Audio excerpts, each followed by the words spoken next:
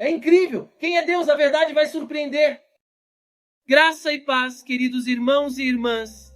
Que a paz do nosso Senhor Jesus Cristo esteja com todos vocês. Hoje, quero começar nossa mensagem com um versículo poderoso da Palavra de Deus. Grandes são as obras do Senhor, nelas meditam todos os que têm prazer nelas. Salmos 111, 2. Antes de mergulharmos no tema de hoje, gostaria de pedir um favor especial a você, nosso querido espectador. Se você está gostando dos vídeos que compartilhamos aqui e deseja acompanhar mais conteúdos inspiradores como este, por favor, inscreva-se no canal Pastor Marconi Silva, ative o sininho para receber todas as notificações e deixe seu like. Sua participação é fundamental para continuarmos trazendo mensagens edificantes e de qualidade para vocês. Com isso, você nos ajuda a levar a palavra de Deus a mais pessoas, espalhando esperança, fé e amor. Agora vamos ao tema de nossa mensagem de hoje. É incrível! Quem é Deus? A verdade vai surpreender. Quando pensamos em Deus, muitas vezes nos deparamos com uma série de perguntas e mistérios. Quem é Ele realmente? Qual é a sua natureza? Como Ele age em nossas vidas? Hoje vamos explorar estas questões profundamente, refletindo sobre a majestade e a grandeza do nosso Criador.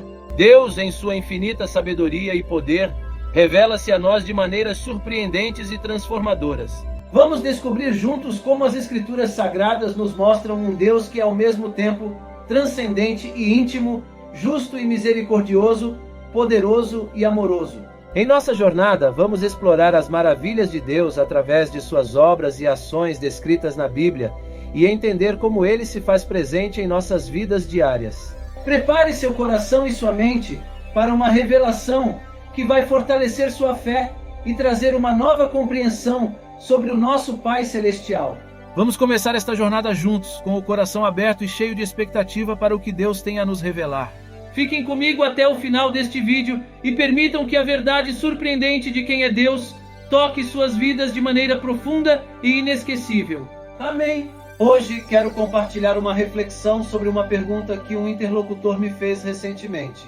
Ele questionou o motivo pelo qual Deus criou o ser humano, apesar de sua presciência do pecado, e por que criou Satanás, sabendo que ele induziria ao pecado. Essas questões são complexas e profundas, e a falta de conhecimento teológico sobre a natureza divina muitas vezes leva à especulação e à construção de uma imagem de Deus a partir de uma perspectiva antropocêntrica e racionalista.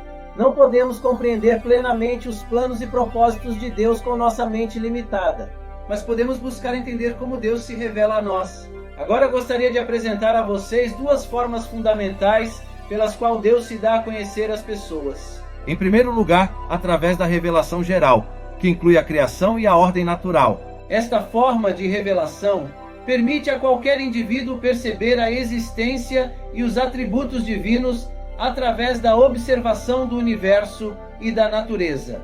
Vamos ler o Salmo 19, versículo 1. Os céus declaram a glória de Deus, e o firmamento anuncia a obra das suas mãos. Salmos 19:1. Salomão: a imensidão do universo é surpreendente. Viajando à velocidade da luz, levaríamos 10 bilhões de anos para chegar ao ponto observável mais distante, e o espaço poderia ser infinito. Nosso planeta é apenas um pequeno grão neste vasto cosmos. A olho nu vemos aproximadamente 5.000 estrelas. Com um pequeno telescópio podemos ver 2 milhões e com o telescópio Palomar, bilhões de galáxias. As distâncias são imensas. A luz das estrelas mais remotas leva 10 bilhões de anos para chegar à Terra. Embora as estrelas pareçam agrupadas, elas estão separadas por grandes distâncias. Se a criação é tão grande, quanto mais grandioso será o Criador. Os céus narram sua grandeza, e o firmamento proclama as obras maravilhosas de suas mãos. Como escreveu Isaac Watts, a natureza é como um grande livro aberto que se levanta para tornar conhecidos os louvores ao seu Criador. É por isso que negar a existência de Deus equivale a negar a própria criação. Como diz o Salmo 14, versículo 1, diz o tolo em seu coração, Deus não existe. Salmos 14, 1. Essa negação teimosa pode ser mais prejudicial do que a falta de visão física, pois quando alguém afirma que Deus não existe, toda a criação parece rejeitar essa noção. Desde a complexidade do universo até a diversidade de formas de vida na Terra, cada aspecto da natureza parece ser um testemunho vivo da existência de um Criador. Portanto, a ideia de que Deus não existe enfrenta um desafio formidável diante da imensidão e complexidade da criação. Em segundo lugar, Deus se revela através da revelação especial, que se manifesta de forma direta e específica através das Escrituras, dos profetas e principalmente por meio de Jesus Cristo. Esta forma de revelação proporciona um conhecimento mais profundo e detalhado do caráter, da vontade e do propósito de Deus para a humanidade. Vamos ler Hebreus capítulo 1, versículos 1 e 2. Havendo Deus antigamente falado muitas vezes e de muitas maneiras aos pais pelos profetas, a nós falou-nos nestes últimos dias pelo Filho, a quem constituiu o herdeiro de tudo, por quem fez também o mundo. Hebreus 1 ao 2. Queridos ouvintes, a revelação geral se manifesta universalmente e é acessível a todos nós simplesmente pela contemplação da magnificência do céu. O próprio firmamento nos transmite a realidade da existência de um Criador. No entanto, embora a criação nos ofereça evidências da existência de Deus, a revelação geral não nos fornece uma compreensão completa da sua vontade e caráter. Para nos aprofundarmos nesses aspectos mais profundos, precisamos recorrer à revelação especial. É através da revelação especial que podemos explorar de forma mais íntima e detalhada a natureza de Deus e estabelecer um relacionamento significativo com Ele. Aqui surge uma pergunta: como você pode formar opiniões sobre a ação de Deus se você não o conhece através da revelação especial que Ele nos forneceu? Muitas pessoas expressam opiniões negativas sobre Deus sem terem lido ou estudado seriamente a Bíblia. Dito isto, é crucial recorrer à revelação especial para conhecer a Deus. Esta é uma oportunidade que está ao alcance de todos. Vamos continuar a nossa jornada falando sobre alguns dos muitos atributos de Deus, já que são numerosos. Em primeiro lugar, a santidade de Deus é um atributo central que define a sua natureza divina. Vai além da simples ausência de pecado, implica pureza absoluta, moralidade perfeita e separação completa do mal. Deus é completamente incorruptível e separado de qualquer forma de impureza. Este atributo também revela a transcendência de Deus, ou seja, sua total separação e superioridade em relação à sua criação. Deus está além da nossa compreensão humana e sua santidade destaca sua majestade incomparável. É por isso que em Apocalipse capítulo 15, versículo 4 está escrito: quem não te temerá, Senhor, e não glorificará o teu nome, pois só tu és santo. Apocalipse 15, 4. A santidade representa a perfeição inerente à natureza divina. Deus é descrito como magnífico em santidade. Essa pureza é refletida em Abacuque capítulo 1, versículo 13, onde é afirmado que Deus é de olhos puros para ver o mal e não pode tolerar a iniquidade. Assim como o poder de Deus contrasta com a fraqueza natural da criatura e sua sabedoria eclipsa qualquer defeito de entendimento, sua santidade permanece como a antítese de qualquer imperfeição moral. Esta excelência que se destaca das demais é a glória de Deus, é a essência de todas as suas perfeições. Assim como seu poder é a força que impulsiona todas as suas qualidades, a santidade é o que torna o resto bonito. Se sua santidade fosse manchada, o resto de suas qualidades perderia honra e valor. Vamos ler o Salmo 110, versículo 3. O teu povo se apresentará voluntariamente no dia do teu poder, com ornamentos sagrados, desde o seio da aurora, tu tens o orvalho da tua mocidade. Salmo 110, 3. Os atributos de Deus refletem sua santificação integral. Sua justiça é intrinsecamente santa. Sua sabedoria está imbuída de santidade e seu braço poderoso é considerado santo. A palavra divina, por sua vez, é descrita como palavra sagrada. Além disso, seu nome, que representa a totalidade de seus atributos, é considerado um santo nome. Agora, a santidade de Deus se manifesta de várias maneiras. Primeiro, a santidade de Deus se manifesta em suas obras, que refletem um padrão de excelência incomparável. Toda ação divina é guiada pela santidade. No início, ele proclamou que tudo o que foi criado era bom. Este julgamento divino destaca a perfeição e pureza intrínsecas de cada aspecto da criação, o que seria impossível se houvesse qualquer indício de imperfeição ou impureza em Deus. É por isso que Deus não criou um homem pecador, mas sim ele foi criado correto, à imagem e semelhança de seu Criador. Vamos ler Eclesiastes capítulo 7, versículo 29. Eis aqui o que tão somente achei, que Deus fez o homem reto, mas eles buscaram muitas invenções. Eclesiastes 7, 29. Esta descrição enfatiza a perfeição original de Satanás antes de cair no pecado. Agora cada pessoa se pergunta: se os demônios, Satanás e o homem foram criados perfeitos, por que pecaram? Uma visão comum é que Deus criou esses seres com livre arbítrio, o que significa que eles tinham a capacidade de escolher obedecer ou desobedecer a Deus. Essa capacidade de escolha é essencial para um relacionamento genuíno com Deus, uma vez que o amor e a obediência voluntária não podem ser impostos. Porém, com o livre-arbítrio, vem a possibilidade de escolher o mal. No caso de Satanás e dos anjos caídos, o pecado deles foi resultado do orgulho e do desejo de serem como Deus, o que os levou a se rebelarem contra ele. Quanto ao homem, a narrativa bíblica apresenta a tentação de Adão e Eva no Jardim do Éden como o momento em que o homem escolheu desobedecer a Deus, acreditando nas mentiras de Satanás em vez de confiar na palavra de Deus. É por isso que o pecado de seres criados perfeitos, como o homem, os anjos e Satanás, pode ser atribuído à sua capacidade de livre escolha, bem como à sua rebelião contra Deus, motivada pelo orgulho, pela desobediência e pela busca por autonomia. Deus criou você para ser um instrumento dele. Sendo seu criador, ele não obriga você a obedecê-lo ou servi-lo, mas você toma a decisão de seguir o caminho do bem ou o caminho do mal. Vamos ler Deuteronômio capítulo 30, versículo 19. Hoje invoco os céus e a terra como testemunhas contra vocês de que coloquei diante de vocês a vida e a morte, a bênção e a maldição. Portanto, escolha a vida para que você e seus descendentes possam viver. Deuteronômio 30, 19.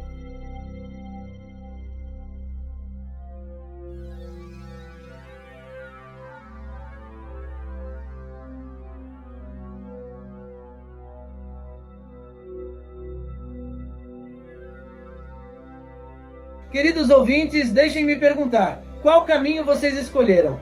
E que caminho a humanidade escolheu? Quando o homem escolhe o caminho do mal, Deus é responsável pelos seus infortúnios e dificuldades? Por exemplo, Deus estabeleceu a família e deu aos pais a responsabilidade de cuidar de seus filhos. Mas o que acontece quando os pais os abandonam e não cumprem o seu dever? Isso é responsabilidade de Deus? A santidade de Deus se reflete em sua lei, que proíbe o pecado em todas as suas formas, seja nas manifestações mais sutis ou nas mais óbvias, desde as intenções da mente até as ações do corpo, incluindo desejos secretos e atos abertos. A lei de Deus é uma expressão de sua santidade e caráter moral perfeito, refletindo os padrões divinos de justiça, retidão e pureza. Vamos ler Romanos capítulo 7, versículo 12. Portanto, a lei é santa e o mandamento é santo, justo e bom. Romanos 7:12. A lei, na sua totalidade, visto que os mandamentos individuais são santos, mostra que nosso problema com o pecado não é culpa da santa lei de Deus, mas de como nossa natureza pecaminosa nos impede de obedecê-la. Terceiro, a santidade de Deus leva à aversão ao pecado. Deus odeia todo o pecado porque Ele é santo. Ele ama tudo que está de acordo com suas leis e odeia tudo que é contrário a elas. Isto deveria produzir em nós, miseráveis pecadores, o mesmo sentimento de pavor que causou ao profeta Isaías. Ai de mim, estou perdido, pois sou um homem de lábios impuros e vivo no meio de um povo de lábios impuros, e os meus olhos viram o Rei, o Senhor dos Exércitos. Isaías 7. Em Romanos, capítulo 3, versículo 23, também diz sobre a condição da humanidade: pois todos pecaram e estão destituídos da glória de Deus. Romanos 3, 23. O pecado é qualquer pensamento, palavra ou ação que fica aquém do padrão de santidade e perfeição de Deus. Paulo mostrou que todos os homens pecaram e continuamente carecem da glória de Deus. Caro ouvinte, consideremos nossa posição em relação à santidade de Deus. Vivemos em um mundo imerso no mal e no pecado, e alguns querem que Deus haja de acordo com seus desejos. Mas isso é um erro grave. O pecado da humanidade nos separa de um Deus santo e perfeito. Não é que Deus não tenha poder para intervir ou mudar o mundo, mas o pecado nos impede de experimentar a sua obra. O pecado faz com que Deus esconda seu rosto. Devido a um pecado, Deus baniu nossos primeiros pais do Éden. Devido a um pecado, todos os descendentes de Cão caíram sob uma maldição que ainda existe. Moisés foi excluído de Canaã devido a um pecado, e por um pecado o servo de Eliseu foi punido com lepra. Por um pecado, Ananias e Safira foram separados da terra dos vivos. Os descendentes caídos de Adão nunca poderiam conceber um Deus de santidade indescritível que odeia totalmente todo pecado. Na realidade, nada revela mais a terrível depravação do coração humano e a sua inimizade com o Deus vivo do que a presença daquele que é infinita e imutavelmente sábio. A ideia humana de pecado está praticamente limitada ao que o mundo chama de crime. O que não atinge tal gravidade, o homem chama de defeitos, erros, doenças, etc. E mesmo quando a existência do pecado é reconhecida, procuram-se desculpas e circunstâncias atenuantes. Se pudéssemos compreender plenamente a magnitude da santidade de Deus, nos encontraríamos humildemente prostrados no chão, reconhecendo a profundidade do nosso pecado e clamando fervorosamente pelo seu perdão. Porque Deus é santo, devemos abordá-lo com a maior reverência. Vamos ler o Salmo 89, versículo 7. Na Assembleia dos Santos, Deus é grandemente temido. Ele é mais tremendo do que todos os que o cercam. Sabemos que Deus é santo. Os cristãos reconhecem que a santidade do crente é uma resposta natural ao perdão e ao amor de Deus. É um chamado para viver vidas que reflitam a pureza e o caráter de Deus em um mundo que precisa de sua luz e esperança. Como está escrito: Mas assim como é santo aquele que vos chamou, sede vós também santos em todo o vosso procedimento, porque está escrito: Sede santos, porque eu sou santo. 1 Pedro 1, 15 ao 16. Falando de Deus, Moisés diz: Ele é a rocha, cuja obra é perfeita, pois todos os seus caminhos são justiça. Deus é a verdade, e não há nele injustiça. Justo e reto é ele. Deuteronômio 32, 4. Devido à justiça de Deus, é necessário que ele trate as pessoas conforme o que elas merecem. Portanto, é necessário que Deus castigue o pecado, porque o pecado não merece recompensa, é ruim e merece punição. Quando Deus não pune o pecado, parece indicar que ele é injusto, a menos que outros meios de punir o pecado possam ser vistos. É por isso que Paulo diz que, quando Deus enviou Cristo como sacrifício para suportar o castigo do pecado, ele o fez para demonstrar a sua justiça. Anteriormente, em sua paciência, Deus havia ignorado os pecados, mas no presente, ele ofereceu Jesus Cristo para manifestar sua justiça. Desta forma, Deus é justo e, ao mesmo tempo, aquele que justifica aqueles que têm fé em Jesus. Vamos ler Romanos capítulo 3, versículos 25 e 26. Ao qual Deus propôs no seu sangue como propiciação, mediante a fé, para manifestar a sua justiça, por ter Deus, na sua tolerância, deixado impunes os pecados anteriormente cometidos, tendo em vista a manifestação da sua justiça no tempo presente, para ele mesmo ser justo e o justificador daquele que tem fé em Jesus. Romanos 3, 25 ao 26.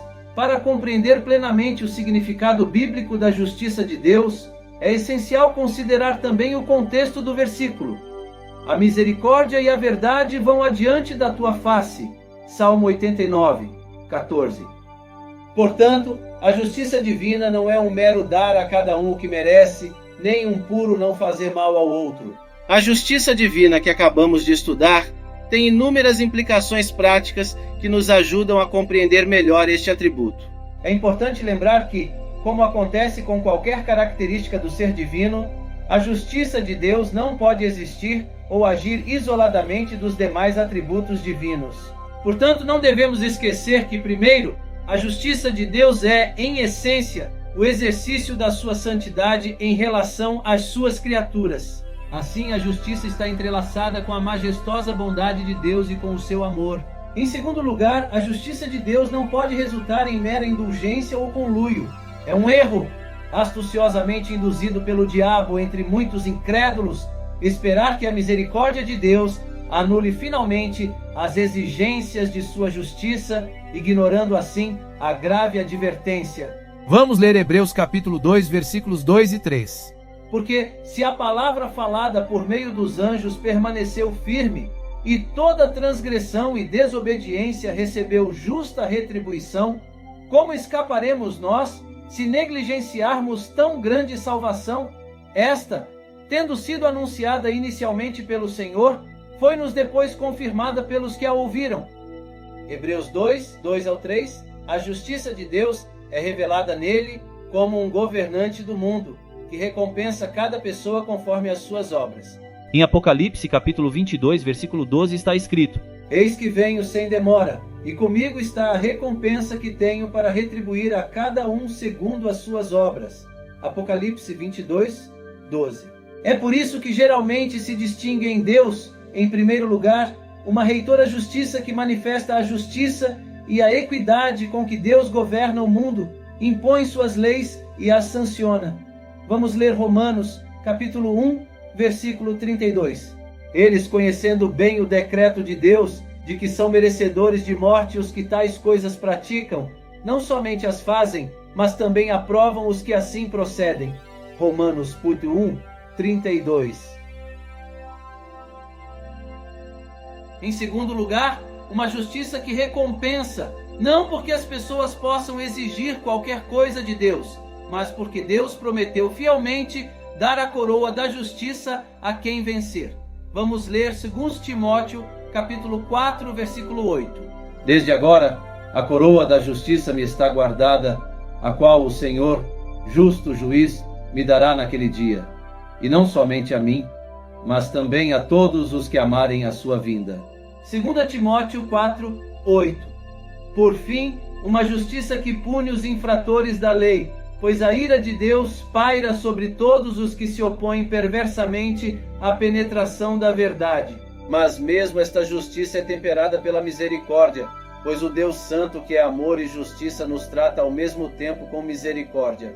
Embora recompense excessivamente o que não podemos merecer, ele pune sempre abaixo daquilo que prejudicamos com nossos pecados e infidelidades. Vamos ler Romanos capítulo 1, versículo 18. A ira de Deus se revela do céu contra toda impiedade e injustiça dos homens que suprimem a verdade pela injustiça. Romanos 1, 18. Agora, a justiça de Deus deve ser motivo de agradecimento e gratidão ao perceber que Deus possui justiça e onipotência. Se ele fosse um Deus de justiça perfeita, sem o poder de implementar essa justiça, ele não seria digno de adoração e não teríamos garantia de que a justiça acabaria por prevalecer no universo. Mas se ele fosse um Deus de poder ilimitado e não houvesse justiça em seu caráter, quão inconcebivelmente horrível seria o universo. Haveria injustiça no centro de toda a existência e nada poderia ser feito para mudá-la. A existência não teria sentido e seríamos lançados na mais absoluta desesperança. Quando Deus enviou o dilúvio e destruiu Sodoma e Gomorra com fogo, foi simplesmente uma manifestação de sua justiça. Sabendo disso, todos os homens serão julgados diante do justo julgamento de Deus. Vejamos agora o terceiro atributo de Deus, o amor. Nas Sagradas Escrituras, nos são indicadas 3 características fundamentais da natureza de Deus. Primeiro, que Deus é Espírito. Em segundo lugar, que Deus é luz, que é diametralmente oposta às trevas. Nas Escrituras, as trevas simbolizam o pecado, o mal e a morte, enquanto a luz simboliza a santidade, a bondade e a vida. Dizer que Deus é luz implica que ele é a soma de todas as perfeições morais e éticas. Terceiro, que Deus é amor. Não é simplesmente que Deus ama, mas que ele é a personificação do amor. O amor não é apenas um de seus atributos, mas constitui sua própria essência. Vamos ler 1 João capítulo 4, versículo 8. Aquele que não ama não conhece a Deus, porque Deus é amor. 1 João 4:8. Hoje se fala muito sobre o amor de Deus, mas pouco se entende sobre quem realmente é esse Deus de amor. O amor divino é muitas vezes reduzido a um simples sentimento humano, mas devemos confiar nas Sagradas Escrituras para entendê-lo. É essencial refletir sobre o amor de Deus, pois isso fortalece o nosso próprio amor por Ele. Vamos ver algumas coisas sobre o amor de Deus. Primeiro, o amor de Deus é intrínseco, o que significa que não está condicionado por nada nos objetos de seu amor, nem há nada na criatura que possa atraí-lo ou motivá-lo.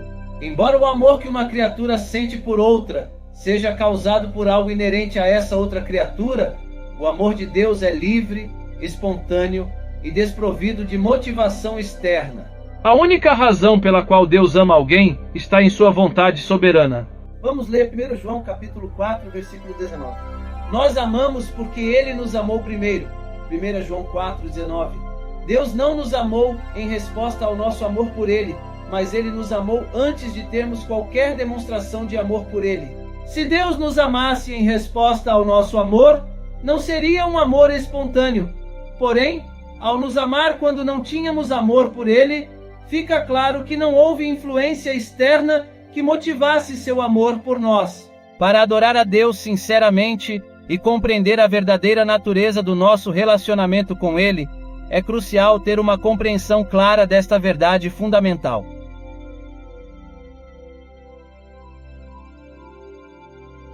O amor de Deus por cada um dos seus não foi motivado de forma alguma por nenhuma qualidade inerente a eles. O que havia em mim que poderia atrair o coração de Deus? Absolutamente nada. Pelo contrário, tudo que pudesse repeli-lo, tudo que pudesse levá-lo a odiar, o pecado, a depravação, a corrupção, estava presente em meu coração. Não havia virtude em mim. Em segundo lugar, o amor de Deus é eterno. Precisa ser assim. O próprio Deus é eterno e Deus é amor. Portanto, como ele não tem começo, seu amor também não tem começo. Embora este conceito esteja além do que podemos compreender plenamente com a nossa mente limitada, podemos adorar mesmo quando entendemos. Vamos ler Jeremias capítulo 31, versículo 3. O Senhor lhe apareceu no passado dizendo: Eu a amei com amor eterno, com amor leal a atrair. Jeremias 31, 3. É um grande conforto saber que o grande e santo Deus amou seus filhos mesmo antes de o céu e a terra serem criados, e que sempre teve o seu coração posto neles. Isso mostra claramente que seu amor é genuíno, pois ele amou seus filhos séculos antes de eles existirem. Em terceiro lugar, o amor de Deus é santo. O amor de Deus não está sujeito a caprichos, paixões ou sentimentos, mas é governado por um princípio. Da mesma forma, sua graça não prevalece à custa da justiça, mas age em harmonia com ela. Assim como Deus é luz, Deus é amor. O amor de Deus não é uma simples fraqueza afetiva. As Escrituras declaram que o Senhor castiga quem ama e açoita quem recebe como filho. Deus não fechará os olhos ao pecado, nem mesmo ao de seus filhos. Seu amor é puro, sem uma mistura de sentimentalismo. Vamos ler Hebreus capítulo 12, versículo 6. Porque o Senhor disciplina a quem ama e castiga todo aquele a quem recebe como filho. Hebreus 12, 6. Em quarto lugar, seu amor é demonstrado em Cristo. Vamos ler João capítulo 3, versículo 16. Porque Deus tanto amou o mundo, que deu o seu Filho unigênito, para que todo o que nele crer não pereça, mas tenha a vida eterna. João 3,16. Deus não deu seu Filho unigênito para que Jesus morresse para fazer Deus nos amar, mas porque ele amou a humanidade. Este é um dos versículos mais conhecidos de toda a Bíblia.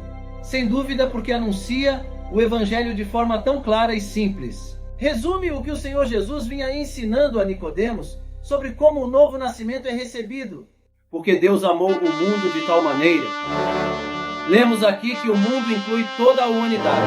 Deus não ama os pecados dos homens ou o sistema maligno do mundo, mas Ele ama as pessoas e não quer que ninguém pereça. A enormidade do seu amor é demonstrada no fato de que Ele deu seu Filho unigênito. Deus não tem outro filho como o Senhor Jesus. Foi uma expressão de seu amor infinito o fato de ele estar disposto a desistir de seu único filho por uma raça de pecadores rebeldes. Isso não significa que todos estão salvos. É preciso receber o que Cristo fez por eles, para que Deus possa lhes dar a vida eterna. Portanto, essas palavras são acrescentadas, para que todo aquele que nele crê não pereça. Não há necessidade de ninguém perecer. Foi providenciado um caminho pelo qual todos podem ser salvos, mas cada um deve reconhecer o Senhor Jesus Cristo como seu Salvador pessoal. Quando ele faz isso, ele tem a vida eterna como uma posse presente.